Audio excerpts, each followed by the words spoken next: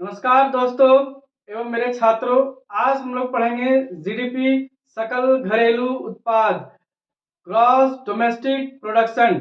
आज हम लोग जानेंगे कि सकल घरेलू उत्पाद क्या होता है।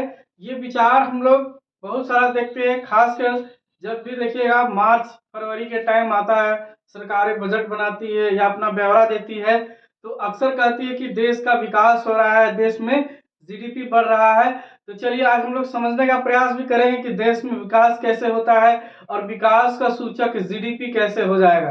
तो साफ साफ शब्दों में अगर समझ ले कि जीडीपी क्या होता है तो जीडीपी का बस इतना ही सा मतलब हम लोग जान लेंगे कि घरेलू क्षेत्र, मतलब अपने सीमा के अंदर, अपने घरेलू सीमा के अंदर देश में जितने वस्तु तथा सेवाओं का उत्पादन बाजार मूल्य में होता है उसे हम लोग जीडीपी कहते हैं। जैसे देखिए एग्जांपल पे पहले समझिएगा, फिर आपसे बात करते हैं, डिस्कस करते हैं, है ना। ये मान लीजिए मेरा इंडिया है, क्या है ये मेरा इंडिया है, ये मेरा देश है।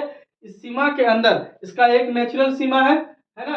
इस सीमा के अंदर जितने भी वस्तु तथा सेवाओं, वस्तु का मतलब जितना भी गुड्स एंड सर्विस जितना भी उत्पादन होता है, जितना भी होता है उसको बाजार मूल्य में, बाजार का प्राइस जो होगा उससे काउंट कर लेंगे तो हम लोग जीडीपी को कैलकुलेशन करके निकाल लेंगे। तो हमारे देश का जीडीपी कितना है यह हमको पता चल जाएगा। कितना? मेरे देश के सीमा के अंदर में।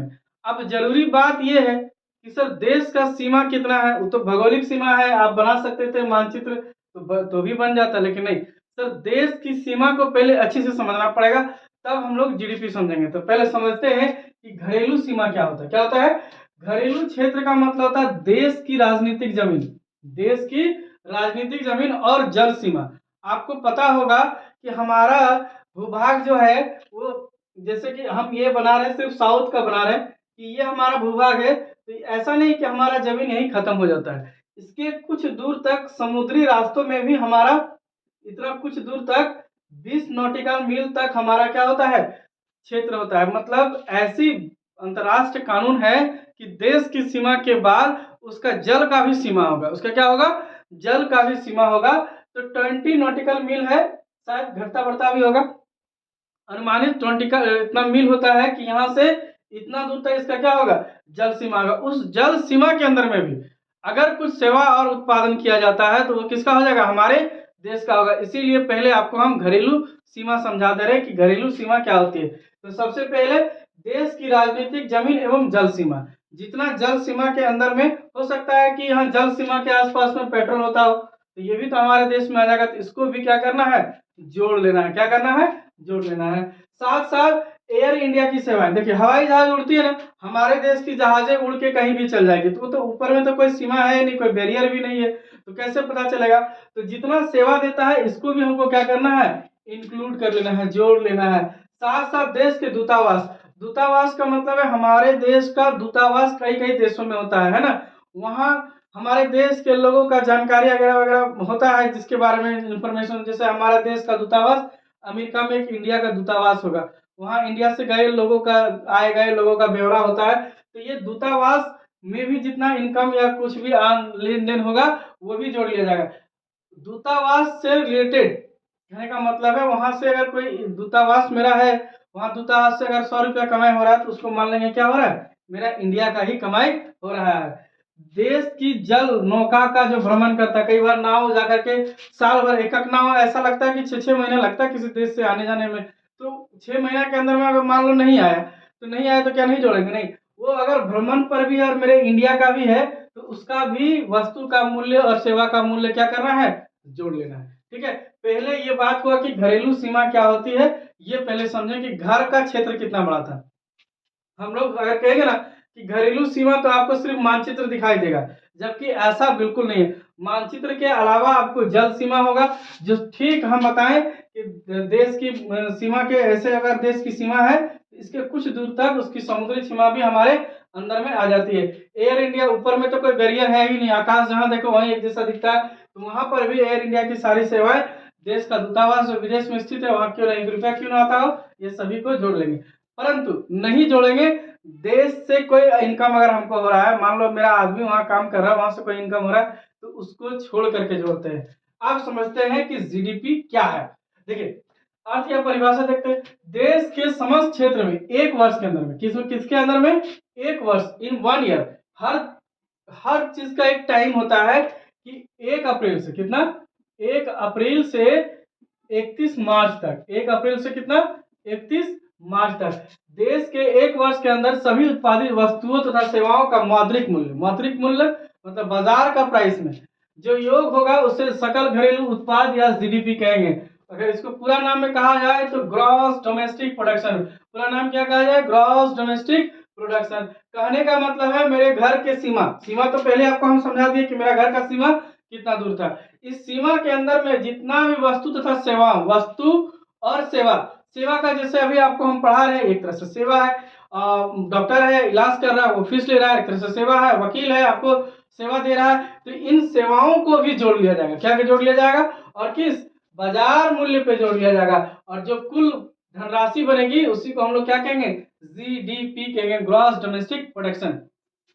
हम आपको आज ये भी समझाने का प्रयास करेंगे कि किसी देश का जीडीपी कैसे पता चलेगा कि उसका जीडीपी से विकास हो रहा है। देखिए अभी आपको समझा देंगे, पहले आप समझ गए कि जीडीपी क्या होता है। अगर नहीं समझ में आ रहा है तो आप फिर से हमको कमेंट करेंगे, हम आपको फिर से समझाएंगे। और एक बार एनर्जी बढ़ाने के लिए लाइक कर दीजिए, सब्सक्राइब कर दीजिए और दोस्तों को शेयर कर दीजिए ताकि ज्यादा से ज्यादा लोग इस इंफॉर्मेशन को पा सके। देखिए फिर समझते, देश के समस्त क्षेत्र में एक वर्ष के अंदर सभी उत्पादित वस्तुओं देश के सीमा के अंदर, सीमा तो आपको बता दिए, जल सीमा, स्थल सीमा, एयर इंडिया, ये सारा मिला करके जितने भी वस्तुओं का उत्पादन हो, जितने भी वस्तुओं का क्या हो, उत्पादन एवं सेवाओं का उत्पादन हो, उसको अगर जोड़ लेंगे तो जीडीपी कहलाएगा। क्या कहलाएगा, जीडीपी। शॉर्ट में कहा जाए तो GD equal to PQ plus PS. PQ plus PS क्या है भाई, तो पीक्यू का मतलब है बाजार मूल्य, प्राइस मूल्य, पी फॉर प्राइस मूल्य है ना, बाजार मूल्य, price, market price, P for market price, Q for quantity, quantity उत्पादित वस्तु का जो उत्पादन होगा उसको क्वांटिटी, और एस फॉर सर्विस, जितना सर्विस है, जितनी सेवाएं हैं, जितना वस्तु का उत्पादन हुआ है, सबको मिला के जोड़ देंगे तो बन जाएगा क्या, जीडीपी। और जीएनपी बनाना हो तो विदेशों से आए जोड़ देंगे तो बन जाएगा। इसके लिए हम आपको नेक्स्ट क्लास में बताएंगे कि जीएनपी क्या होता है, इसके बारे में नेक्स्ट क्लास में चर्चा की जाएगी। सबसे पहले जानते हैं, और कुछ लिखे हैं तो पढ़ लेते हैं। सकल घरेलू उत्पाद में हम केवल उन वस्तु सेवाओं को सम्मिलित करते हैं जिसका उत्पादन देश के सीमा के अंदर हुआ हो। देश के सीमा के बाहर कोई भी उत्पादन होगा, चाहे मेरा देश का कोई कंपनी विदेश में क्यों ना उत्पादन करता हो, उसको हम लोग नहीं जोड़ेंगे। जैसे टाटा का कोई अगर प्रोडक्ट चीन में बनता होगा तो उसको हम लोग नहीं जोड़ेंगे। मेरे देश में जितनी फैक्ट्रियां लगी है केवल उन्हीं को जोड़ेंगे और निकालेंगे क्या, जीडीपी, ग्रॉस डोमेस्टिक प्रोडक्शन। अब देखिए समझते हैं कि जीडीपी से देश का विकास कैसे पता चलेगा। अरे भाई आसानी से पता चल जाएगा। देखिए एक पैमाना ले लेते हैं कि मान लेते हैं कि अभी हम 3 साल को ले लेते हैं, 2020, 2021, 2022 और 2023। बस यही 4 में जोड़ते हैं तो समझ में आ जाएगा बात। मान लो कि 2020 में कितना हुआ था, 100 रुपया था जीडीपी। कितना था जीडीपी, 100 रुपया था पूरे देश के अंदर में। मात्र सोच के एक एग्जाम्पल आपको दे रहे हैं, ऐसा नहीं 100 रुपया बहुत बेरल रुपीस में है इंडिया का, तो उतना नहीं आपको समझाना, सिर्फ समझाने के लिए है कि मान लो कितना है, 100 रुपया है। कितना है मान लिए, 100 रुपया है। तो हम लोग देखें कि अगला साल 2021 में मेरा देश का जीडीपी कितना हो रहा है, तो मेरे देश का जीडीपी हो जा रहा है अगले साल 110 रुपए। कितना हो जा रहा है, 110 रुपए। तो आपको मालूम चल रहा है ना कि पिछले साल से कितना बढ़ गया, 10% वृद्धि हो गई। इसका मतलब देश में क्या हो रहा है, ज्यादा से ज्यादा सामान बन रहा है। जब आपको सामान ज्यादा बनेगा तो रोजगार भी मिलेगा, रोजगार मिलेगा तो इनकम भी होगा, इनकम होगा तो खर्च भी होगा, और ये साइकिल चलते जाएगा चलते जाएगा चलते जाएगा। आगे का जो क्लास होगा जब हम आपको बताएंगे पूर्ण रोजगार का सिद्धांत, तब आपको समझाएंगे अच्छी तरह से कि कैसे साइकिल चलते चलता है। 2023 का जीडीपी अगर नाप लिया जाए तो पता चला कि यहाँ पर कितना हो गया, 120 हो गया। हम लोग फिर पा रहे हैं कि क्या हो रहा है, बढ़ोतरी हो रहा है। तो इस तरह से हम लोग को पता चलता है कि कितना परसेंट वृद्धि हो रहा है। अगर 2020 के हिसाब से देख लिया जाए कि 2022 में कितना परसेंट का वृद्धि हो गया, 20% का वृद्धि हो गया। और हम इसके देश के हिसाब से तुलना करेंगे तो कितना हो जाएगा, 10% तो होगा तो हो जाएगा 11, लगभग 9% वृद्धि हो रहा है। लगभग कितना वृद्धि हो रहा है? 9%। अगर 2021 के हिसाब से देखें तो 2022 में कितना 9% वृद्धि हो गया। उसी तरह से एक और एग्जांपल सेट कर ले कि इसका जीडीपी अगर मान लो पुनः 100 हो जाता है, तो इससे पहले से क्या हो गया? कम हो गया कि नहीं हो गया? पहले से क्या हो गया? कम हो गया। और पहले से कम हो गया तो हम लोग को पता चल गया कि देश का उत्पाद आय जो है वो पहले से क्या हो गया? कम हो गया। क्या हो गया? कम हो गया। चलिए अब ये तो हम लोग समझे कि देश की आय से कैसे हम लोग समझे कि देश में विकास हो रहा है या नहीं हो रहा है। देखिए सर, इतना आसान नहीं है लेकिन आसानी से समझ सकते हैं, है ना। जीडी अब देखिए बोलने का तो बताना है, देश में जीडीपी में बहुत सारा चीज है ना। कई बार विश्लेषण किया जाता है कि पहले से बेहतर है कि नहीं। हाँ सर, एक बात तो तय है कि हर बार क्या होगा? ऊपर उठेगा। कोई भी देश कहाँ नहीं जाना चाहती है? नीचे नहीं जाना चाहती। हाँ, बेस ईयर चेंज किया जा सकता है। जैसे अभी हम 2020 को बेस लगाए, 2023 का फिर बेस बना देंगे, ऐसे भी हो सकता है। चलिए, जीडीपी में क्या है, इसका मेन कैरेक्टर क्या है, स्वभाव क्या है, इसमें क्या चीजें नहीं होती है और क्या चीजें होती है, इसके बारे में थोड़ा सा चर्चा कर लेते हैं। 12th के लिए बहुत ही इंपॉर्टेंट है कि जीडीपी का स्वभाव कैसा होता है। तो सबसे पहले इसमें मूल्यह्रास मतलब डेप्रिसिएशन नहीं जोड़ा जाता है। डेप्रिसिएशन का मतलब क्या होता है? जैसे कि मशीन होता है, मशीन को अगर एक साल हम लोग 1 लाख रुपए का मशीन एक साल चलाएंगे तो 10,000 रुपये क्या हो जाएगा? ह्रास हो जाएगा, घट जाएगा। क्या हो जाएगा? घट जाएगा। वो 10,000 रुपया इसमें नहीं घटाया जाता है, इसलिए इसमें डेप्रिसिएशन का मूल्य क्या होता है? नहीं जोड़ा जाता है। क्योंकि मशीन अगर यूज करेंगे तो उसका कीमत घटेगा, घिसाई होगा, उस घिसाई को इसमें सम्मिलित ही नहीं किया जाता। पहला नंबर बात। दूसरा नंबर बात कहता है केवल वस्तु तथा सेवाओं का मूल्य, ये तो कई बार बोले कि केवल वस्तु तथा सेवाओं का मूल्य, इसके अलावा किसी चीज का मूल्य को नहीं जोड़ना है। फिर कह रहा है जीडीपी का मापन बाजार कीमत पर किया जाता है। एकदम तय बात है कि जीडीपी का कैलकुलेशन किसका? बाजार प्राइस पे होगा, मार्केट प्राइस पे होगा, ना कि मेरा और तेरा प्राइस में होगा। मान लो मेरा और तुम्हारा प्राइस पे होता है तो हम लोग मनमानी जो मन सो प्राइस लगा करके जीडीपी को ज्यों का त्यों बना के दिखा देते। दिखाते हैं कि नहीं दिखाते?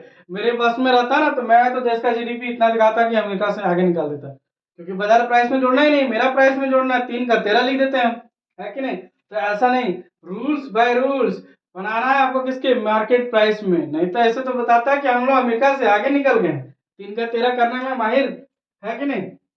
चलिए, पुरानी वस्तुओं का मूल्य सम्मिलित, अरे देखो बड़ा अच्छा टॉपिक आ गया। पुरानी वस्तुओं का मूल्य मतलब ऐसा हो सकता है कि ये मार्कर जो है 2023 में न बन करके 2018 में बना हो, तो इसका प्राइस 2023 में बिल्कुल नहीं जोड़ना है। सिर्फ नई वस्तुओं की मूल्य जोड़नी। किसका? नई वस्तुओं का उत्पादन का। जैसे मान लिया जाए कि एक कार बना था 2022 में, उसको 2023 में नहीं जोड़ सकते। उसको कब जोड़ेंगे? 2022 में एक बार जोड़ेंगे, दोबारा 23 में नहीं जोड़ेंगे। मतलब ऐसा नहीं है कि पिछले साल का भी उत्पादन वाला जोड़ देंगे साल, बिल्कुल नहीं। सिर्फ इस साल का एक डेट पर्टिकुलर ले लेंगे, 1 अप्रैल से लेकर 31 मार्च के बीच में जो होगा नई वस्तुओं का उत्पादन, केवल उसी को जोड़ेंगे, इसके अलावा किसी को नहीं। आई होप आप लोगों को समझ में आ रहा होगा। तो एक बार लाइक कर दे, जबरदस्त शेयर कर दे, एनर्जी बना रहता है, बहुत मजा आता है पढ़ाने में, ठीक है। और समझ में आए तो कमेंट भी करो कि अच्छा लगे या बुरा लगे, है कि नहीं। चलिए आगे बात है वास्तविक पूंजी एवं वित्त पूंजी। देखिए कैपिटल पूंजी को क्या बोलते हैं हम लोग? कैपिटल। कैपिटल को इसमें यूज ही नहीं किया जाता, चाहे वो किसी तरह का कैपिटल क्यों ना हो। हम तो बोले ना कि इसमें केवल वस्तु तथा सेवाओं का क्या जोड़ना है? केवल उसका मूल्य जोड़ना है उत्पादन का, और कुछ भी नहीं जोड़ना है। पूंजी को तो जोड़ने का बात ही नहीं बनता। पूंजी अगर जोड़ देंगे तो अनाप शनाप बन जाएगा। सारा पूंजी जोड़ देंगे तो इतना जीडीपी आ जाएगा, है ना। ऐसा नहीं, रूल्स है कि जोड़ना है, ये नहीं है, ठीक है। नेक्स्ट है हस्तांतरण भुगतान। हस्तांतरण भुगतान क्या होता है? हस्तांतरण शुद्ध हिंदी में है, इंग्लिश में बोलते हैं ट्रांसफर। मान लीजिए हम अपना भाई को पैसा 2,000 रुपया ट्रांसफर कर दिए, है ना, बिना कोई काम का ट्रांसफर कर दिए। वो मेरे यहाँ कुछ नहीं किया, हम उसको ऐसे ट्रांसफर कर दिए, तो क्या वो इनकम हो जाएगा? क्या वो उत्पादन हो जाएगा? क्या वो सर्विस का पैसा हो जाएगा? नहीं। ट्रांसफर का कोई भी मनी जो कि नहीं जुड़ेगा। जैसे सरकार बहुत सारी ट्रांसफर देती है, सरकार पेंशन दे देता है, वृद्धा पेंशन दे देता है, छात्रवृत्ति दे देता है, तो ये ट्रांसफर मनी है। ये क्या है? ट्रांसफर मनी है। अगर इसको भी हम लोग जीडीपी में जोड़ देंगे, ऐसा नहीं होता है। जीडीपी में ट्रांसफर मनी नहीं जुटेगा, पूंजी नहीं जुड़ेगा। कोई भी पूंजी आपको क्यों ना प्राप्त हो, वो आपको जुड़ेगा ही नहीं।